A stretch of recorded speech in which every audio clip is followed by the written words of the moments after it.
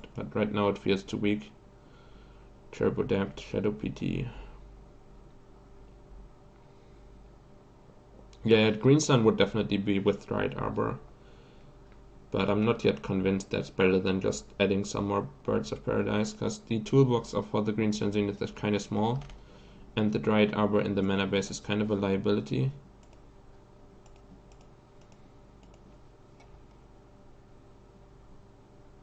And like, whenever you draw the Dried Arbor, you're super sad about it, so...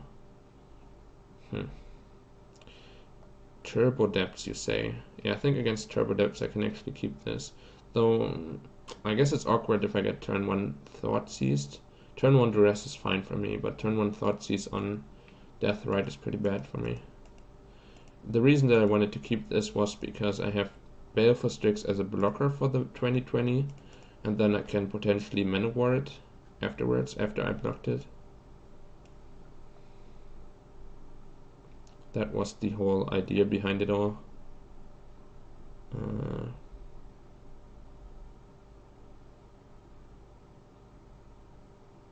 Also, I might want the second Tropical Island now that there's no more Hymn to Turax in the deck.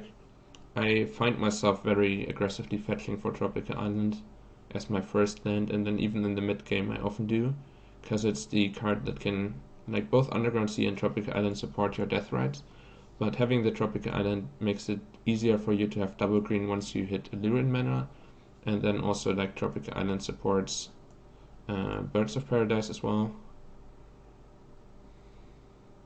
So now that we no longer need double black as often, I think the second Tropical Island might make its way into the deck, and maybe I can cut a Bayou or Underground Sea. Most likely I would cut the second Bayou for the second Tropical Island.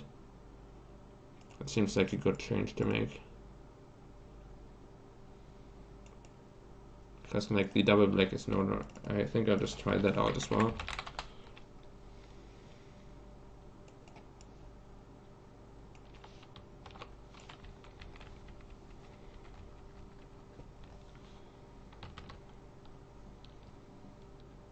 Might just want the 20th land. Before you go even higher on mana accelerants, it could just be important to have the 20th land, because so often our ability to combo is just kept by the ability to hit 4 mana on time. And if that's the case, then having such a greedy land count seems a little unnecessary. Okay, so grab ourselves the blocker. Though if I miss land drops here even further, it's going to be a little awkward.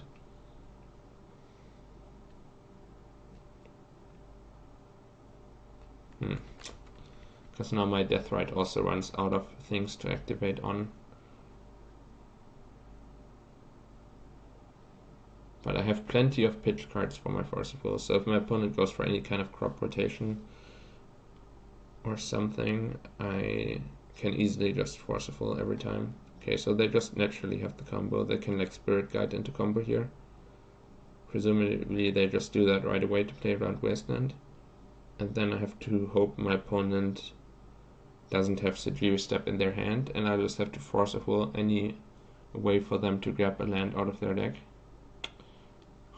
So they just want to Urborg here, because with Urborg they can tap this for black, tap the Urborg for black, have a combo. Let's stop that from happening. Probably get rid of this Leovold. Doesn't do that much for me. And just, I mean, I guess the Karakas is usually in the sideboard, not in the main deck, but... Okay, nice. Now my opponent did add a land to the graveyard, but I assume I want the land to be able to cast Manowar at some point, so let's just Coiling Oracle.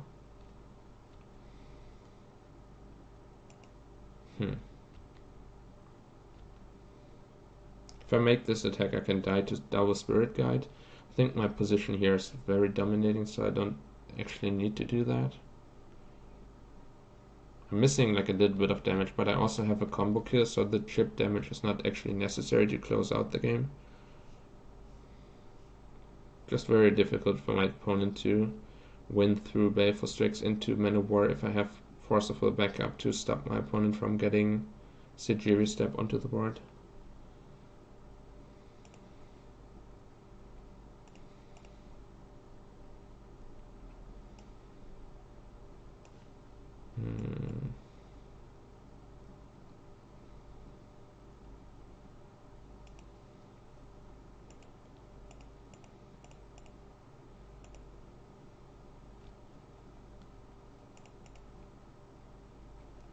Aluren, Parasitic Strix. Okay, I do want the Aluren, though I guess I hide the Aluren on top of my deck and just draw the island.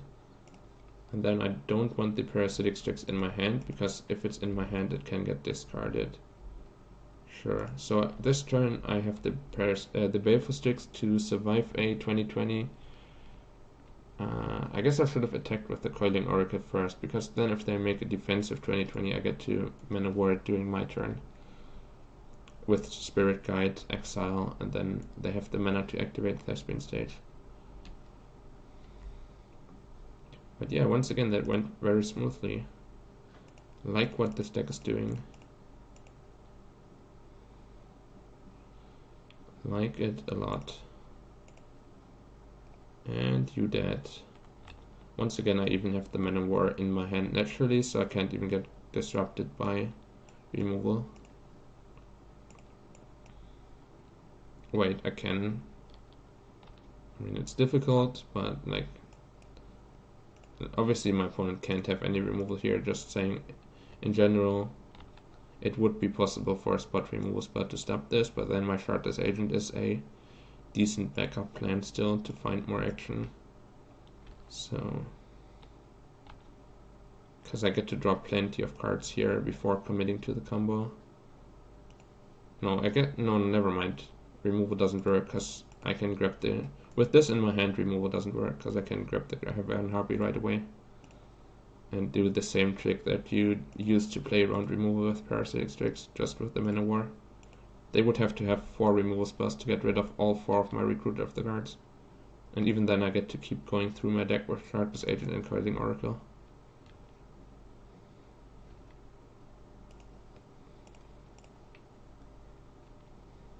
Once again, that's more of a theoretical thing.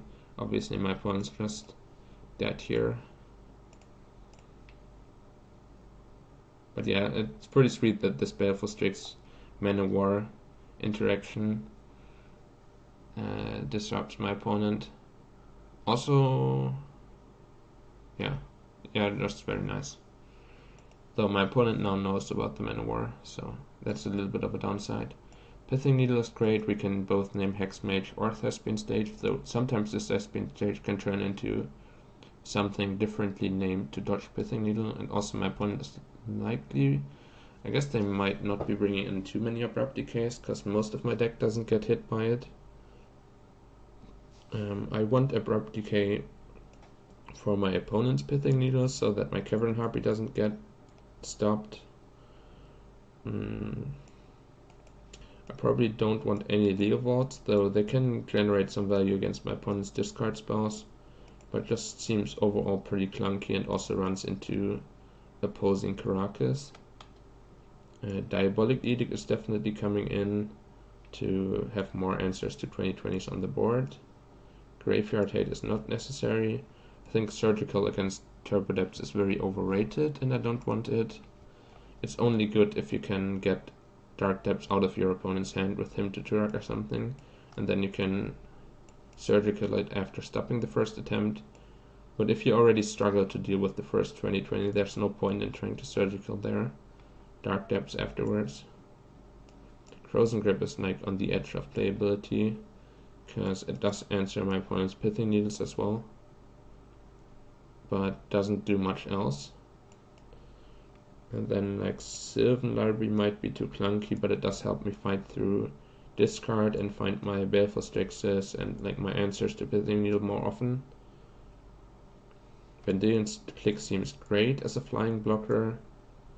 Probably cut this Oracle, and then Thoughtseize is also something that I'm probably interested in. It just get these Shardless Agents out of here.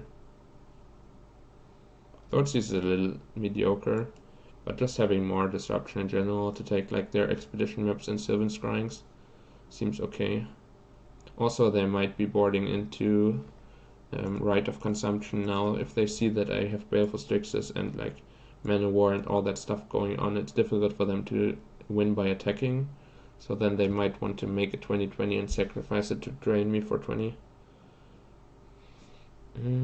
Yeah, I think I like this setup. Don't think I'm overlooking anything this time after doing that before.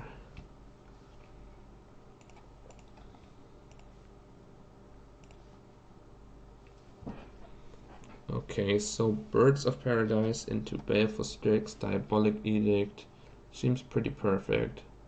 Diabolic Edict in your starting hand is a little worse than having it on top of your deck in the mid game, because now my opponent will likely duress or Thoughtseize away the Edict. But I still have the combination of Baleful Strix to block, Recruiter of the Guard to grab a Manowar. So that already locks my opponent out of winning with the 2020 unless they also have ways of pushing it through. Brainstorm. Okay, so they just have more discard and want to stop my ability of protecting the rest of the hand, and also want to make it more difficult for me to brainstorm into combo pieces. That makes a lot of sense.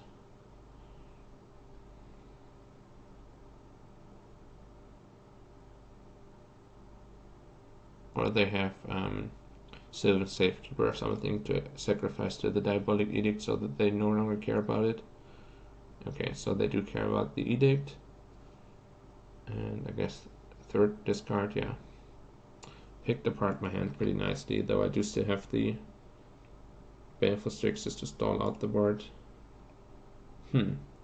Forest pretty awkward here, because I feel like I want to Thoughtseize my opponent. Yeah. Now that they've hyper disrupted me. Spirit Guide, Abrupt Decay, Depths. Okay, so their hand doesn't actually combo at all. For now. Probably want to take Abrupt Decay, because otherwise they can kill my birds and I'm unable to cast these Strixes. And the guide doesn't really do that much for them. So now they need to top deck either Hexmage or Thespian Stage to assemble a combo, or any way of searching those up. Okay. Very disruptive draw by my opponent. But yeah, now they're stranded on not being able to do anything.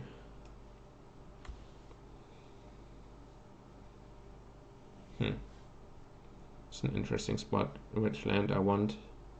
I guess as long as the bird sticks around, I have all colors of mana anyway, so most likely I do want a blue land of some sort. Probably Underground Sea is just correct. Even though then my double green is reliant on the Birds of Paradise, but still. That makes it easier for me to cast spells if the bird ever dies. Okay, so their last card in hand is Elver Spirit Guide now. So I really like my position here. Looks like a hard cast coming up. Sure.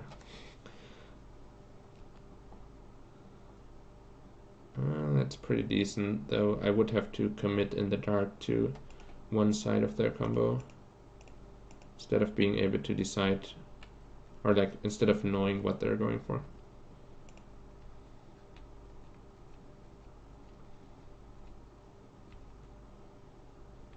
But there's a lot more ways of searching up stage than there are ways of searching up Hexmage. They would have to naturally draw Hexmage, so Thespian Stage seems like the correct name, because that stops crop rotation, Sylvan Scrying, Expedition Map, and naturally drawing stage.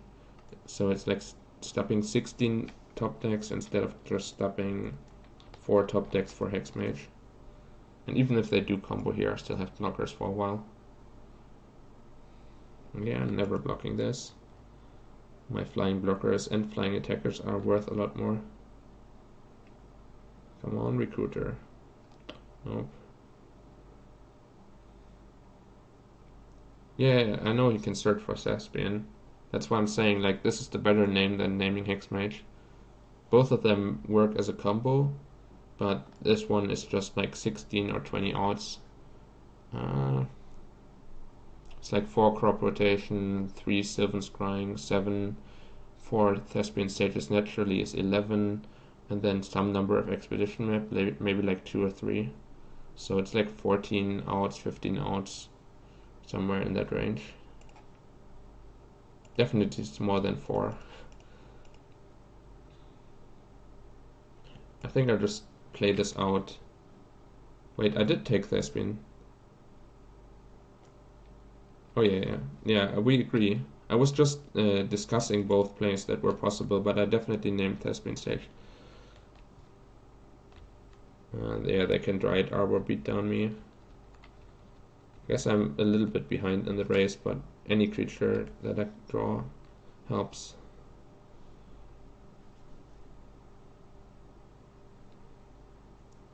Okay, the Expedition map is actually a little annoying because it gets them Sejiri Step, so now their Hex Mage top decks are alive once again.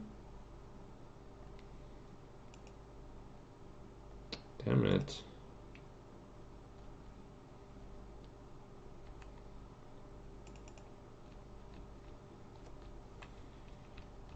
Oh, I have a ton of like win on the spot cards in my deck, and then also if the game keeps progressing like this, I'm not in the most terrible position ever. If my opponent finds Abrupt Decay, they can go up with Stage. Okay, they search for a stage, that's... Okay, what? Yeah, I guess the second Expeditioner can just grab them the Sejiri Step anyways, so it makes sense to just develop your board so that if they do draw Abrupt Decay, they can combo immediately.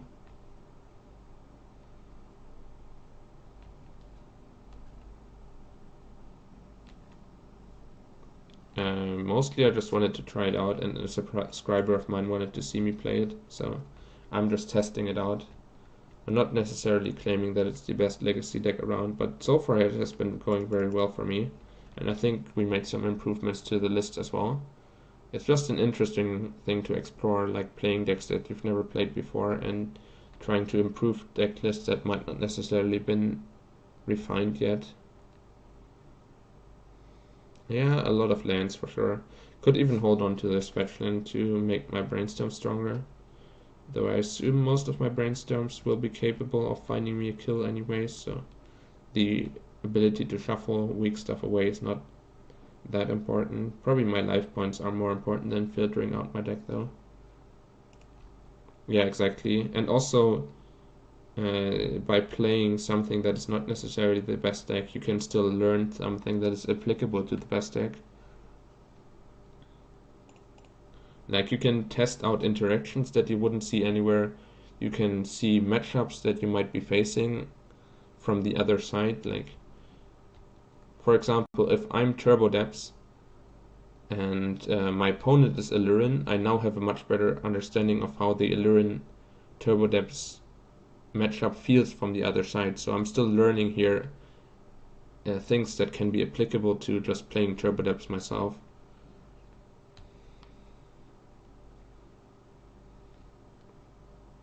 Yeah, and I agree. So far, this deck has just been amazingly sweet. I think the version that I started with had some problems, and I think this version is already better. And I still feel like we can make some improvements to this as well. And like, just looks like it has a ton of potential. Getting the second Thespian stage with the Expedition map. Oh no, they got Sejiri Step. The last card in hand is Sejiri Step. Yes. I guess I can just get Parasitic Strix for the immediate kill. Yes, yeah, I'm 3-0 in this league, and we went 3-2 in the previous league with an experimental version. And yeah, recruiters feel great. Obviously, it's a little bit fragile.